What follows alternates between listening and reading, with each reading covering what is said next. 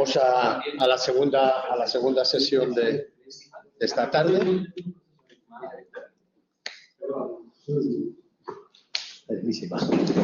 Bueno, y creo que está bastante vinculada en gran parte, de alguna manera, ¿no? Pero vamos a ver. Ahora vamos a dar la palabra a Roberto Quiro Rosado. Roberto, ya sí que estuvo una vez hace 8 años en el ciclo de conferencia. Vamos a la edición 20, pero por lo tanto conoces bien la dinámica. Bueno, es un buen colega, colaboramos en varios proyectos juntos. Él está en el departamento, es profesor en el departamento de Historia Moderna de la Facultad de Filosofía y Letras de la Universidad Autónoma de Madrid, licenciado en la Universidad Complutense, su alma mater como la mía, y luego doctor en la Universidad Autónoma, pero también con la Universidad de Cantabria, en el doctorado que tiene sobre monarquía de España. Fuiste Juan de la Cierva en la Universidad de Alcalá de Henares, prácticamente te faltan a Carlos III para tener todas las de Madrid, públicas, no privadas, es decir, las docentes.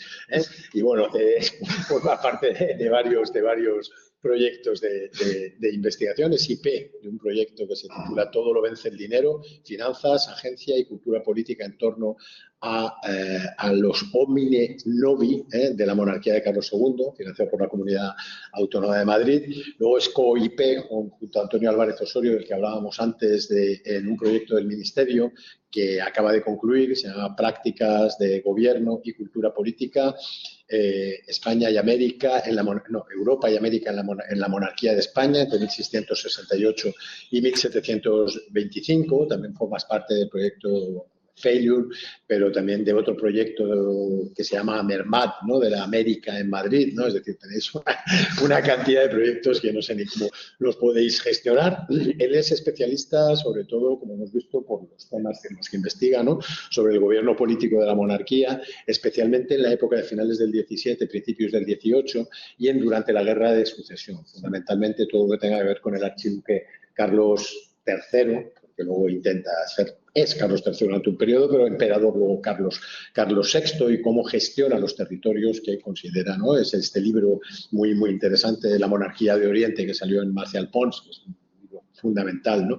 Para entender estas cuestiones, pero también es especialista en redes financieras, en cultura política, especialmente en estos advenedizos de gente que asciende, ¿no? Socialmente, de los que creo que nos va a hablar hoy, en la época de Carlos II y principios del 18, por lo tanto, este monográfico, pero otros muchísimos, 13 libros coeditados, vamos, una cantidad de cosas, lo miráis en Dialnet, que esté más interesado, que yo creo que los que estáis aquí conocéis bastante bien a Roberto, y te cedo la palabra. No tengo el título exactamente de tu ponencia, que nos vas a hablar ahora de una agencia agrícola en la corte del rey católico, escalas de análisis en torno a la Real Congregación de San Fermín de los Navarros, 1683-1700.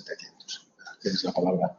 Muchísimas gracias, Manuel, también José María, Alberto, a todos los presentes por aquí y en vías virtuales por asistir y bueno, por la invitación estas jornadas y la posibilidad de otra vez de esa reentré al ciclo después de 8 años. Anoche lo estaba mirando y digo, madre mía, ¿cuándo fue esto? Si parece que fue ayer y fue hace 8 años, ya me estoy preocupando. Cuando ya pienso cosas que parece que fue hace poco y mira uno y dice 2016, el 11 de marzo de 2016, no se me olvidará.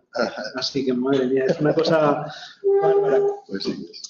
La verdad que es un placer poder exponer estas líneas, como estas escalas de análisis de una realidad micro, digamos, dentro de este complejo universo de negociaciones que Alberto ha desarrollado de una manera increíble.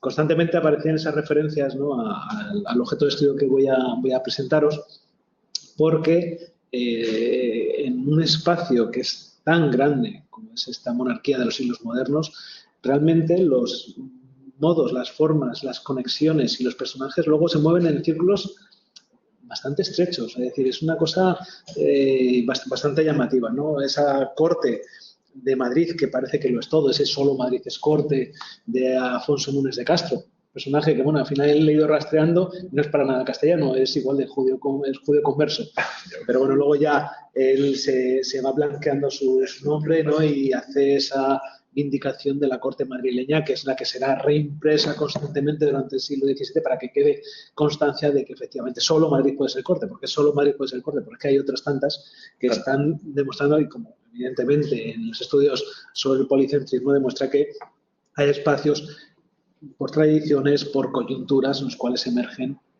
otras vías alternativas que pueden socavar esa centralidad que se busca desde el palacio, el Alcázar Real y sobre todo desde un espacio muy concreto que es la covachuela. Antes, Alberto, creo que en uno de los textos aparecía lo de los covachelistas, ese espacio que se encontraba en lo que se llama la Sala del Cierzo, en el ala norte del Alcázar Real de Madrid, en la parte inferior, en esas arcadas, que es donde se situaba esa covachuela, que estaban todos estos personajes de origen, la mayor parte de ellos vascos, montañeses o navarros, que son el nervio realmente de la monarquía, en un momento en el cual los consejos tienen una pujanza enorme, sobre todo para el periodo que voy a exponer, en ese periodo de Carlos II, el Consejo de Estado vive su canto del cisne, es un momento de mayor influencia, de mayor fuerza, además es una época que Adolfo Carrusco ya denominó la República de los Grandes, en el cual los consejos son su espacio natural de proyección del poder. Realmente no se ejecutaría nada sin esos hombres oscuros que vienen de las montañas norteñas y que van a hacer de la Corte de Madrid su espacio de difusión. Hasta ellos mismos, muchos de ellos convertirse también en títulos de Castilla, también compran títulos en Indias y van progresando, mezclándose hasta al final generar esa élite que llevará a cabo durante el siglo XVIII todas las reformas borbónicas. Reformas que evidentemente, muchas de ellas, como ya sabemos, venían preludiadas del periodo de Carlos II. El 3 de diciembre de 1688 tuvo lugar en la iglesia conventual de la Trinidad Calzada de la calle de Atocha, por tanto una de las arterias principales de la Villa y Corte, la predicación de un sermón por parte de uno de los que fue más relevantes clérigos impresos, digamos, ¿no?, que querían dejar constancia del valor de sus escritos de la Castilla del momento, que se llamaba José de Barcia y Zambrana, de origen alavés. Los argumentos de la declamación, por suerte, no son conocidos por la inclusión dentro de una impresión que se encargó aposta a uno de los más famosos impresores del momento, Juan García Infanzón, para que quedase posteridad de ello. Según citaba, esta ocasión era fiesta tan propia del nobilísimo reino de Navarra. El sujeto de esa oración evangélica no era otro sino que festejar la memoria del santo que daba nombre, que daba articulación, o sobre todo una de las más notoriedades dentro del escalafón de santo y la santidad, la moderna, al reino de Navarra, que era San Francisco Javier. Lo que hacía Barcia y Zambrana era hacer una exégesis de la vida desde sus orígenes hasta su muerte, impetrando, ¿no?, a los oyentes imitar, convertirse a cada uno en un Javier que las alejase de las honras mundanas, de las dignidades, las riquezas o los aplausos. Cosa llamativa, porque se quiere imprimir un impreso sino para suscitar luego el aplauso a posteriori. Y sobre todo, ¿quién era el destinatario de esas flamas piadosas? ¿Quién había invitado al predicador del rey en ese momento para evocar la santidad de ese santo jesuita? ¿Y quién proyectaba en la capilla mayor de uno de los más famosos conventos madrileños del momento esa memoria confesional navarra? Ni más ni menos que la Real Congregación de San Fermín de los Navarros, que se había fundado poco más de 4 años atrás en la Corte de Madrid. Esta corporación nacional, que se empieza a negociar en 1683 y se ordena jurídicamente en el año 84, abrió la puerta con su éxito. Hemos visto previamente lo que sucede en 1677 con la de los vascos, el surgimiento de esa nueva serie de instituciones que se alejaban del tradicional modelo de creación de hospitales paranacionales que ya habían empezado en tiempos de Felipe II, que llegan a su madurez en el periodo de Felipe IV y ahora en el tiempo de Carlos II cambia completamente de manera. Todo ello pues lo conocemos gracias a una obra que ya indicaba Alberto, la obra seminal, digamos, de estos estudios que llevó a cabo Pío Sagüés Azcona. Julio Carabaroja reutilizaría todos los materiales que Sagüés puso en conocimiento en su famosa obra navarra del 18, pero hemos podido ver cómo más recientemente, sobre todo en los últimos 30 años, ha habido como 4 formas de aproximación a esta realidad institucional. Por un lado, desde un plano artístico, cultural o ideológico. Y ahí tenemos a Alfonso Rodríguez Gutiérrez de Ceballos, a Asunción de Orbe Sibat y a Pilar Andueza Unanúa. También a María Concepción García Gainza. Son, por tanto, unas obras clave para conocer la articulación, sobre todo la imaginería que vamos a ver en la sesión de hoy. Por otro lado, desde otro punto de vista completamente diferente del sistema del análisis de redes, pues tenemos estudios sobre cómo se sustancia o cómo toma corporeidad en la propia Madrid, en el caso de Guillermo Pérez Sarrión y un estudio más reciente de José María y Mízcoz, pero también para el espacio ultramarino, sobre todo para América, con un estudio de Tamar Herzog muy interesante, ya sobre todo para el siglo XVIII. Y luego, por último, y esto ya de una manera mucho más reciente, y esperamos que rápido ya finalmente salga publicado, la tesis de Rubén Martínez Aznal, donde se demuestra la inclusión de estos, de los agentes, los embajadores del Reino de Navarra dentro de la propia congregación.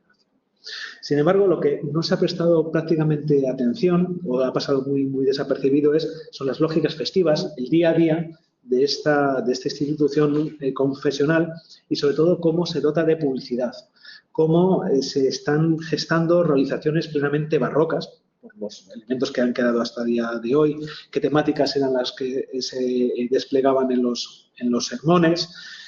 Todo ello son aspectos más ligados, digamos, a la historia cultural, pero que tiene un trasunto para la historia política, la historia social bastante interesante.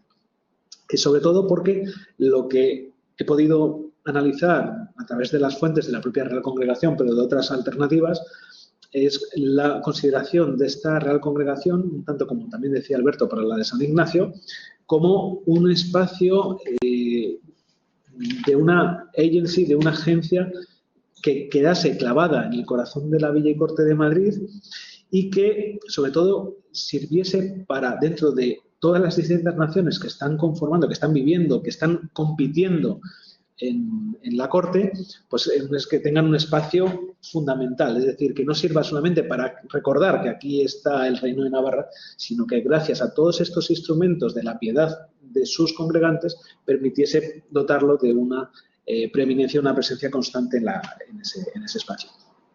Es llamativo que esa congregación, si bien tomará el nombre de San Fermín, tenía sobre todo dos advocaciones clave. Por un lado, la del protomártir hispano, que fue San Fermín, y por otro lado, sobre todo el patrono de Pamplona, de la ciudad de Pamplona, y luego, por otro lado, un santo nuevo, un santo moderno, como será Francisco Javier, además un personaje por linaje vinculado a los Albret, prácticamente un exiliado después de la conquista, cuya familia ha sido perseguida por seguir al bando Agramontes durante la Guerra Civil de 1512, pero en cambio es restablecido y sobre todo en esa famosísima jornada de 1624 de Santos ya emerge y va a entrar en pugna directa con la advocación tradicional del reino, que es la de San Fermín. Esto lo estudió muy recientemente en un monográfico editado por Alfredo Florestán con Cristina Bravo, y en el artículo de Alfredo lo desarrollaba. Ahora ya dejan de pugnar para convertirse en los dos pilares que van a dar razón de ser confesional al reino. Aquí se puede ver, por ejemplo, en las famosas investigaciones históricas de 1665 del padre Moret, José Moret, un jesuita, el primer cronista del reino, donde aparece flanqueado las cadenas navarras por ambos santos. O sea, que no es algo que se estén inventando los congregantes, sino que es esa publicidad que ya están llevando a cabo. Pero, por otro lado, no solamente sirve para esa proyección, sino que, desde mi punto de vista, y al fin y al cabo un poco con las fuentes que he podido estudiar, van llevando hacia esa dirección, que sirviese, como ellos deciden, se convierta en una mediación corporativo-asistencial que hacía convergir los intereses socioeconómicos de la nación de los navarros en la corte, y que, si bien no generaría tanto un lobby, y ahora indicaré por qué motivos, sí que servía, por tanto, como una especie de buque insignia de la agencia de la mediación política en la corte. ¿Por qué no lobby? Como luego veremos. Porque o bien no tenían financiación o no se la querían gastar. ¿Quiénes conformarán esta congregación? Evidentemente, sobre todo mercaderes, hombres nuevos, advenedizos, que están lucrándose de los negocios, sobre todo con América, pero también con Italia o con Flandes, pero que no van a aportar gran parte del caudal. Lo que buscan es que la financiación venga de las Indias. Ellos no soltar ni un real, ni un ducado. Lo que quieren es que los otros, los que están fuera, tengan presencia en Madrid gracias a las limosnas que den al santo. Esto lo estudió muy bien Tamar Herzog en su estudio. Por tanto, un lobby normalmente tiene un espacio es un espacio para la negociación, pero donde el caudal está constante, fluyendo. Aquí no hay ese dinero. Aquí hay otro tipo de capital relacional, evidentemente importante, pero sobre todo un capital simbólico, que es el que permite aunar a esa nación y, sobre todo, proyectar esa preeminencia de, como decía Barcia Zambrana, nobles y originarios miembros a través del culto a estos dos santos. Sería el 16 de agosto y el 25 de septiembre de 1683 cuando en dos sendas reuniones, más de 200, si no recuerdo mal, navarros que vivían o estaban estantes en la Corte de Madrid, cuando se reúnen y determinan crear esa congregación. Aquí no hay un intento, como bien ha demostrado Alberto, para 1677, de o bien agentes o bien las instituciones de las provincias, en este caso del reino, las Cortes o la Junta del Reino de Navarra, de crear esa congregación. Aquí parte de los propios originarios, oriundos. Pero evidentemente tenían que conseguir la licencia del arzobispo de Toledo, el cardenal Portocarrero, que permitiese la conformación de esta congregación y sobre todo buscar que se consolidase y posiblemente, viendo un poco las malas experiencias de que habían tenido los vascos, el apoyo real. Entonces, ¿qué es lo que harán en el año 1684? Elegir a Carlos II, a Mariana de Austria y a María Luisa de Orleans como los primeros hermanos de la congregación. Curiosamente, no admitían a mujeres, solamente hombres, salvo la excepción de las dos reinas. El rey se convertiría, de hecho, en el prefecto perpetuo y luego, por otro lado, un segundo nivel de apoyo y de promoción cortesana sería elegir o llamar a que formasen parte de ellos toda la nobleza titulada o que tenían señoríos en el reino y que vivían en Madrid, ni más ni menos que el duque de Alba, que era el conde de Lerín, el mariscal del rey, el condestable del reino. Aparte, por ejemplo, el conde de Oropesa, en esos momentos presidente del Consejo de Castilla, que era, por otro lado, había nacido en Pamplona cuando su padre había sido electo virrey, y otros sujetos, por ejemplo, como el duque de Alburquerque, que había sido virrey de la Nueva España. Por tanto, vemos un grupo que va a copar los primeros cargos de la institución, el prefecto, que es Alba, el primer asistente, que es Oropesa, y el segundo asistente es Alburquerque, pero luego vamos a ver en los siguientes cargos que conforman la congregación a todos estos hombres nuevos que han llegado ellos mismos 10, 15, 20 años atrás a Madrid y que van a utilizar este espacio para llevar a cabo una mayor, como digo, una mayor visibilidad de sus acciones. Entre los cuales, lo habíamos hablado ahora en el descanso, por ejemplo, uno de los elegidos fue Juan de Goyeneche, que a esas alturas hacía poco más de 4 años que había empezado a hacer negocios. Es un joven, por las pesquisas que estoy llevando a cabo, que espero que ya por fin tomen en breve forma de libro, un joven que no ha salido del Baztán, al norte del reino, hasta que su padre le manda a estudiar con un tío que vive en Pamplona, había sido regidor pechero en Pamplona, que le enseñará las primeras reglas y cuando tiene algún asunto que no se parece dilucidar exactamente qué ha ocurrido con el tío por algún tipo de malversación, viene a Madrid, huye del reino, se trae a su sobrino y le mete a estudiar en el Colegio Imperial de los Jesuitas de Madrid. A partir de ahí, mi idea es que el tío fallece en torno a 1679-80 y heredará todos sus bienes el sobrino. Además, tío y sobrino se llaman igual, Juan de Goyeneche. ¿Qué ocurrirá? Que no solamente hereda el caudal, sino, podemos decir así, la cartera de clientes a los cuales ejercía como acreedor. De hecho, la primera labor que aparece en Goyeneche en el año 1681 es de prestamista. Como un joven de poco más de 20 años que no tiene experiencia ninguna en el mercado puede empezar a hacer préstamos a ministros del rey. No puede ser ni una ni otra manera, sino que por ese tipo de carambola. Por tanto, su posición, aunque se ha mitificado evidentemente esta figura y su inclusión, y luego la relevancia que tendrá la congregación Goyeneche cuando es elegido, será celador de pobres. Es lo que comentaba Alberto, esa labor de amparo y de asistencia a los que están navarros, a los oriundos o regnícolas que están en los hospitales o las cárceles. Sin embargo, todos ellos, con cargos mayores, cargos menores, habían jurado el voto de la Purísima Inmaculada Concepción de la Virgen María, como dicen, en el primer instante de su sacrosanta animación, y a partir de ese momento ya el día 5 de julio de 1684, por lo tanto, 2 días antes de la fiesta de San Fermín, ya queda perfectamente proyectada, con la asistencia de Carlos II, de su esposa y de la reina madre. Cuando se reúnen el día 6, por tanto, en la víspera de San Fermín, todo había quedado ya completamente prefigurado. Aquí, bueno, estamos viendo la imagen idealizada de Fermín de Hoyo de la proclamación de Carlos II, el juramento como rey de Navarra. Esta imagen no sucedió nunca, pero es interesante, se incluye en la obra de 1686 de Antonio de Xavier, que es el compendio del Foro del Reino, y aparece, aquí hemos hablado, ¿no?, también de Asterix y Obelix, ¿no?, cómo está levantado sobre el pavés Carlo, elegido a la manera germánica por parte de los distintos brazos de las cortes. Bueno, pues este es el rey, por tanto, el rey de los navarros, que va a ser el que ampare esta constitución, esta congregación. Sin entrar mucho en la cuestión de la organización de esa fiesta, sí que es interesante cómo lo que va a establecer la congregación no solamente es que fuese flor de un día, sino que realmente tuviese una cierta continuidad.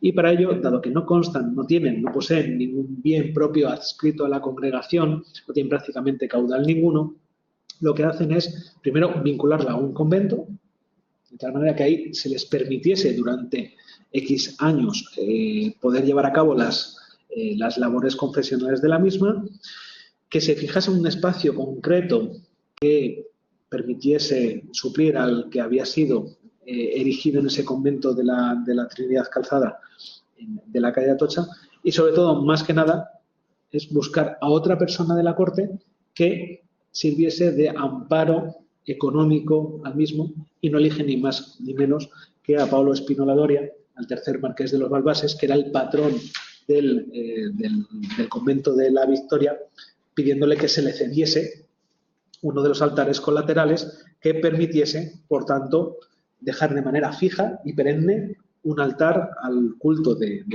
San Fermín y de San Francisco Javier. Por tanto, como ellos dicen, por lo que importa que en medio del grande concurso, gente que pudiera entrar por la novedad haber dicho altar, se reconozca en la Iglesia cuerpo de congregación. Esto es interesante, que no fuese solamente una congregación efímera, sino que realmente quedase expuesto durante todo ello.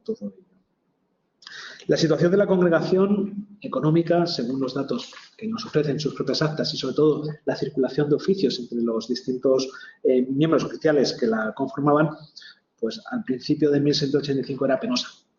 La imagen que se ha tenido de San Fermín es la de una congregación triunfante. En sus orígenes realmente es vacilante. De tal manera que lo que buscan, por tanto, es un cierto amparo económico, un espacio definido y, por otro lado, algo que les diese o le dotase de una diferenciación frente a otras congregaciones específicas que empiezan a surgir, ya no de carácter nacional, sino por advocaciones religiosas. Por tanto, ¿qué es lo que buscan? Ni más ni menos que se les conceda una reliquia de la Santa Cabeza de San Fermín que pudiese ser expuesta evidentemente en esa capilla y que por tanto fuese el elemento que aglutine confesionalmente a los navarros. ¿Quién es el que va a entrelazar, a articular estas negociaciones? Pues es curioso que es un personaje que no era navarro, pero que se navarriza, que es José de Aguerri. José de Aguerri, o Aguerri Churruca, era suletino, era de Tardets, de Sola, por tanto, un vasallo francés, pero que en su juventud, junto con su hermano Pedro de Aguerri, pasa a Zaragoza. Allí será reconocido, gracias al final al caudal que va haciendo, como tantísimos franceses que emigran a Aragón en la Edad Moderna, consigue ser elevado a la categoría de infanzón, del reino aragonés, noble del reino de Aragón, y luego va adquiriendo una serie de cargos, sobre todo una secretaría del rey. Una secretaría honorífica, pero que ya le sitúa ya lejos, o empieza a deslizarse en ese margen tan estrecho entre servir al rey con la pluma y servir al rey con los negocios. Nunca ejercería como secretario realmente, sino era un asentista. Gracias a que hereda la fortuna de su hermano, que era el que había empezado a hacer negocios con Felipe IV, cuando ya se planta más o menos en la década de 1670 en Madrid, Aguerri ya es un personaje con una trayectoria, como estudió también Carmen Sanz en sus estudios sobre los banqueros, ya consolidada. Y sobre todo lo que va a hacer es que gran parte de su caudal va a estar destinado a la defensa pirenaica contra los franceses en las guerras de la Guerra de la Reunión, la Guerra de los 9 años, y sobre todo tiene unos intereses constantes para defender, para financiar la defensa de Fuenterrabía y de Pamplona. De tal manera que ese acercamiento progresivo a los navarros le permite ya en el año 84 a ser considerado como tal, de tal manera que en pocos años será elegido prefecto. Es decir, no es un navarro realmente, es un navarrizado que al final se convierte en el padre común de todo el resto de regnícolas. Y para ello, gracias a sus redes mercantiles y sus intereses que tiene también con Francia, se le pide que intermedie para conseguir ni más ni menos que de Luis XIV una ayuda, una pieza de los restos que se tenían en Amiens del santo patrón del reino. ¿Cómo se busca? Evidentemente no es Aguirre el que va a pedir a Luis XIV eso, sino por la vía de María Luisa de Orleans y de Carlos II, que soliciten además en un momento de paz o de paz armada del rey Sol esa ayuda. No se conseguirá.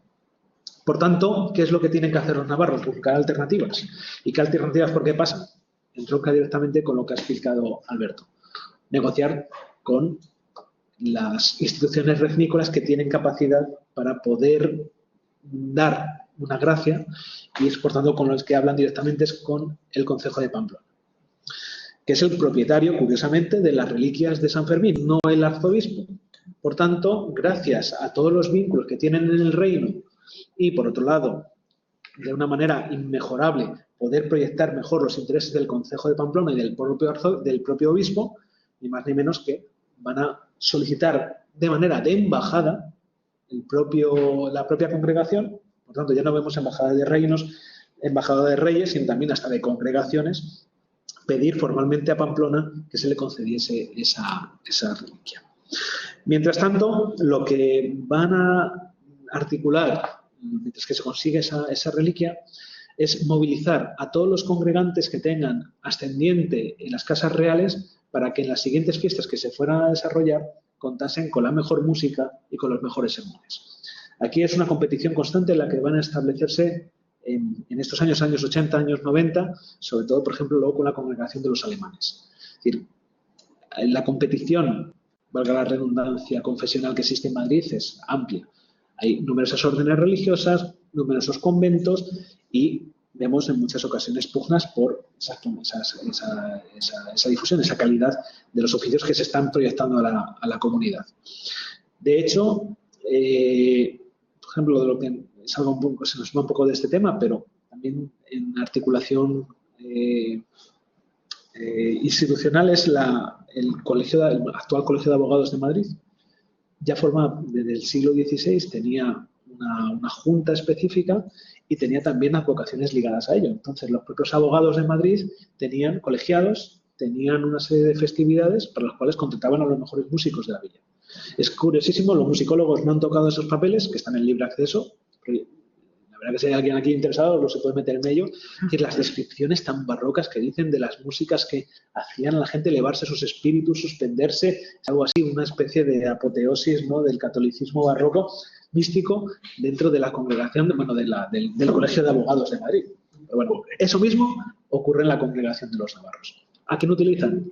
Por ejemplo, a Antonio de Armendáriz, que es el arpista de Carlos II, para que negocie con sus compañeros que los trozos, que llaman, como los dos grupos de la Capilla Real, fuesen a todas las músicas vinculadas a los oficios sacros que se desarrollaban en la congregación.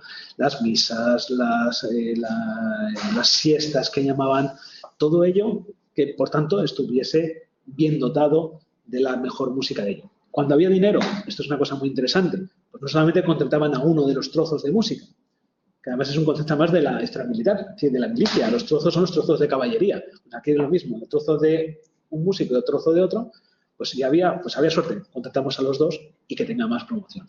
Por otro lado, otros que estaban muy vinculados a la labor de imprenta, de Madrid, lo que hacían es promocionar, a ver si encuentro la cita, porque es muy, muy interesante, cómo ellos son conscientes de la propaganda, del valor de la propaganda. Es decir, no sirve solamente contratar a la mejor música, al mejor predicador del rey o de las órdenes que existen en Madrid, y hombre, si encima es navarro, mejor que mejor, sino que en todos los lugares públicos, en los cantones, por ejemplo, en las gradas de San Felipe, que es un espacio donde estaban circulando todo, en la calle Mayor, en el Alcázar Real, en las principales iglesias, estaban fijadas los carteles en todo ello, como a día de hoy, y por tanto ahí se iban anunciando esas festividades. Por tanto, lo que van a conseguir sería poco a poco generar un capital cultural y político, porque ahora veremos en torno a esas festividades de una manera fehaciente. La situación, mientras que todavía no se consigue la reliquia, mientras que no se está consiguiendo un sustrato económico que permitiese mantener y proyectar, por lo menos consolidar las arcas de la congregación, lo que hacen, por tanto, es tirar de mínimos. Esa congregación, por tanto, en determinados momentos, cuando se encuentran con unas situaciones económicas delicadas, pues intentan limitar los costes e, en cambio, buscar que de manera graciosa los principales miembros de la misma fuesen un poquito más sobrados en sus limosnas y, por tanto, fuesen adquiriendo mayor preponderancia. Esto es llamativo porque vamos a ver, como en muy pocos años, de la jerarquía de la congregación, de ser grandes o miembros titulados, vamos a ver que van a dar paso rápidamente a hombres nuevos que, como el caso de Aguerri o Fermín de Jaurrieta, que son estos plumistas que están sirviendo en los consejos, en las juntas del rey, pues van a, por tanto, a adelantar a la antigua nobleza de sangre navarra y, por tanto, la representación del rey no va a recaer ya no en los grandes, sino realmente en los que la están construyendo. Es algo bastante llamativo. Y de otra manera, de esa solicitud de apoyo y gracias, por ejemplo, aquí tengo la imagen, las dos imágenes que por suerte disponemos, una a día de hoy existe, otra ya se quemó en el 36, de las dos formas culturales de visibilización de esa congregación. Por un lado, el lienzo que encarga Aguerri con la imagen de San Fermín y, por otro lado, la estatua de bulto redondo de San Francisco Javier, que fue elaborada y regalada por uno de los miembros de la congregación, un escultor muy famoso en ese momento que se llamaba Roque Solano. De tal manera que, por tanto, como la gracia de los distintos los distintos miembros de la congregación permiten ir dotándola de elementos de diferenciación de otras tantas. Finalmente, en el año 1687, se conseguiría la obtención de la ansiada reliquia. Las actas de la congregación dan una reconstrucción muy detallada de todo lo que sucedería en torno a ellos. Si os parece, os puedo leer algunos de los fragmentos que utilizan. Por ejemplo, en ese momento, el día 19 de febrero de 1687, después de esa embajada que manda la congregación a Pamplona, el concejo determina nombrar a dos personajes, dos miembros del ayuntamiento que concurriesen con el obispo a extraer una pequeña porción del cuerpo del obispo mártir que se encontraba en la parroquia de San Lorenzo y no en la catedral, de ahí que fuese factible que se pudiese sacar y que el obispo no dijese nada, y que se mandase en un relicario de plata, junto con certificaciones correspondientes de la veracidad de dicha reliquia, y una carta credencial a favor de un regidor que viajaba a Madrid, que se llamaba Juan de Echegoyen. Cuando estas noticias llegan a la congregación, la verdad que la expectación era máxima. El 2 de marzo de 1687, ese secretario que os comentaba antes, Fermín de Jaurrieta, lee la carta de otros de los miembros del Concejo de Pamplona que notificaba todo cómo se había sucedido de pe a pa en estos acontecimientos, los sucesos, ¿no? de la saca de la reliquia, la entrega a Echegoyen y finalmente cómo se ha de realizar la entrada del embajador de la ciudad de Pamplona a entregar a la congregación la reliquia. Y cito textualmente: después de haberle recibido con la cortesanía y urbanidad que se debe como enviado de la ciudad de Pamplona, introducido ni más ni menos por el propio Goyeneche, se le dio asiento en el banco traviesa entre los señores Marqués de Villalba de los Llanos y don José de Aguerri. Salaberry y Aguerri, que era la misma familia, y habiendo pasado las cortesanías acostumbradas de una y otra parte, muy recíprocamente entregó una carta de la ciudad de Pamplona para la Real Congregación al dicho señor Marqués. Se entrega, se hace la misa mayor recibiendo la reliquia y a cambio, y este es el mismo sistema que se sigue con las embajadas tradicionales, se le da un regalo con un importe de unos 50 ducados, que para una congregación que estaba canina realmente era un coste enorme. Pero evidentemente, ¿qué suponía? Ya la consagración definitiva de todo ese espacio. Contando finalmente con estas formas visuales que dotaban de cierta forma de congregación, contando con la reliquia del santo, la vida de la congregación de San Fermín fue avanzando en esos años, pero realmente de una situación política y confesionalmente hablando positiva a una situación económica desastrosa. De hecho, constantemente hablan del atraso grande de los cobros, el desbalance de las cuentas.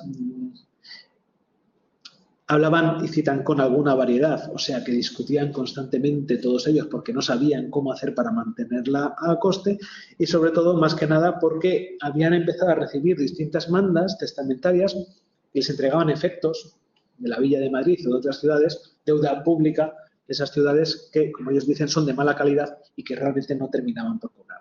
Es decir, era dificilísimo, muchas veces era casi mejor que no les diesen esas rentas porque gastaban más dinero en poderlas recibir que consumir. De tal manera que veremos cómo progresivamente la situación económica de la misma va a ir decayendo.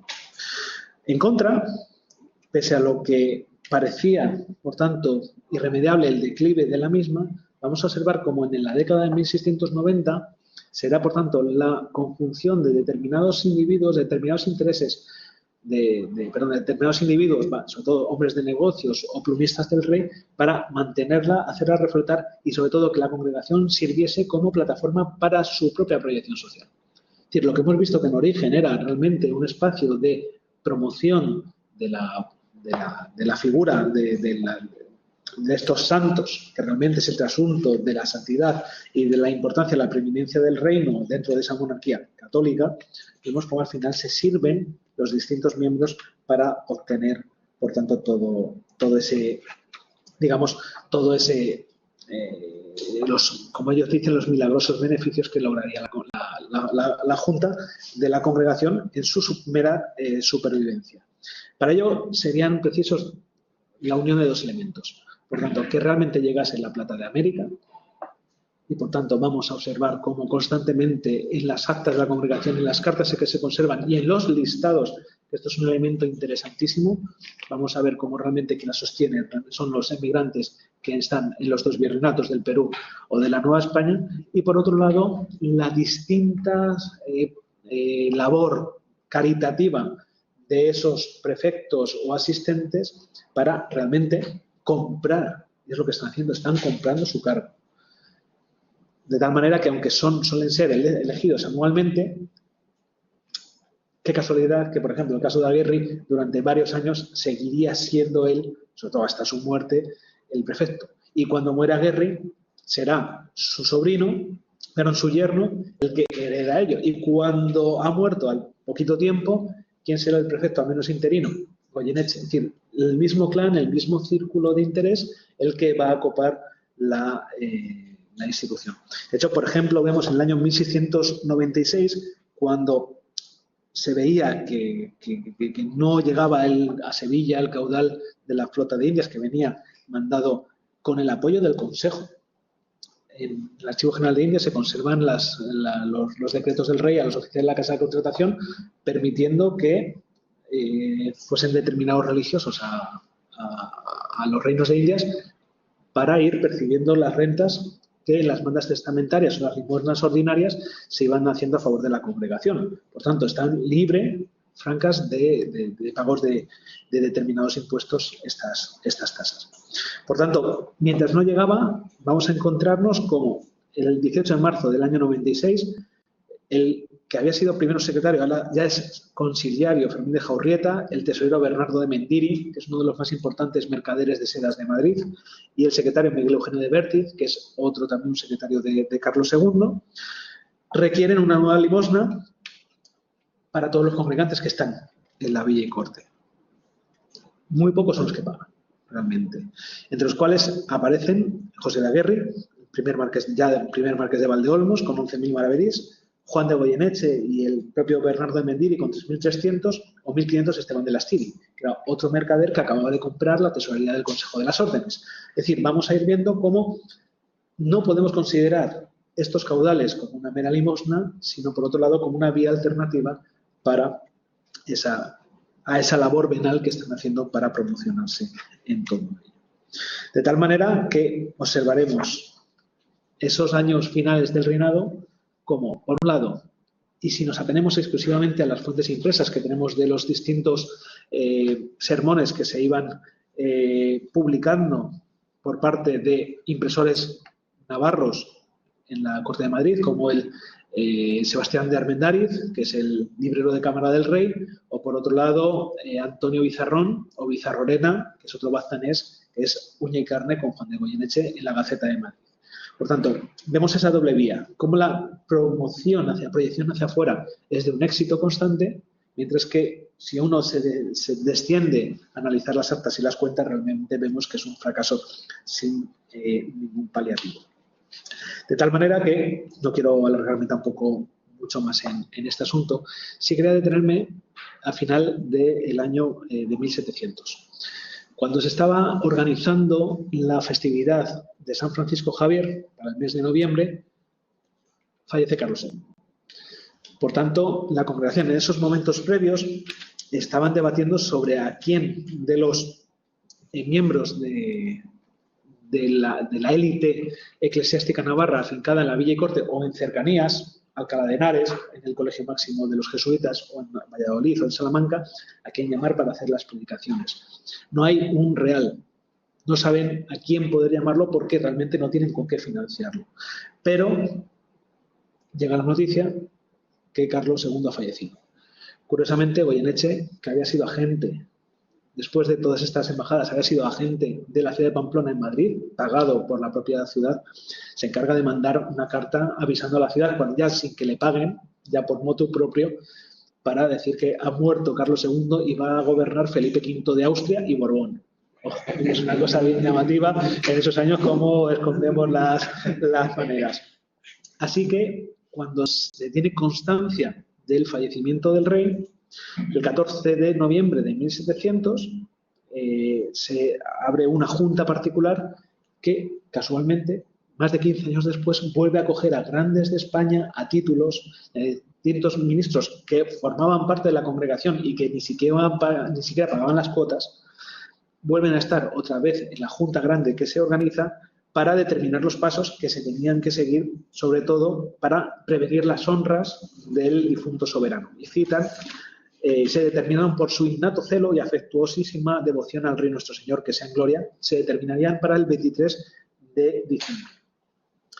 Se adquirió un túmulo, se requirió la música a los cantores e instrumentistas de la Real Capilla y la prédica correspondería a uno de los más importantes, más influyentes predicadores de Madrid de ese momento, que era un capuchino, que era Fray Bernardino de Madrid, que era predicador del rey.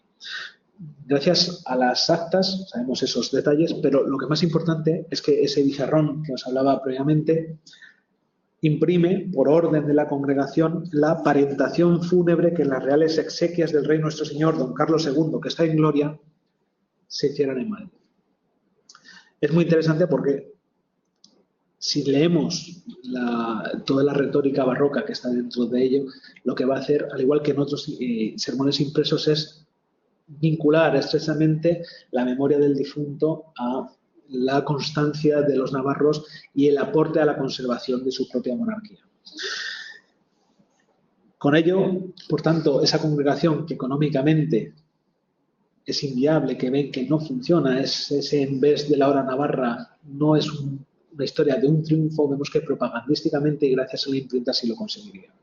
Por tanto, cuando estudiamos estas historias tan complejas como la que nos hablaba Alberto, que he podido, a la pluma, comentaros, tenemos que tener muchas veces en cuenta esas dobles vías. Es decir, la historiografía nos ha podido marcar tradicionalmente esa hora navarra, ese triunfo de los norteños a finales del 17 y comienzo del 18, pero muchas veces, como decían en esta palentación fúnebre, al final, como la vida del rey, como la vida del reino, del triunfo de la nación, dependía como de una velita que se iba apagando. Así que nada, con ello, muchas gracias. Muchas gracias.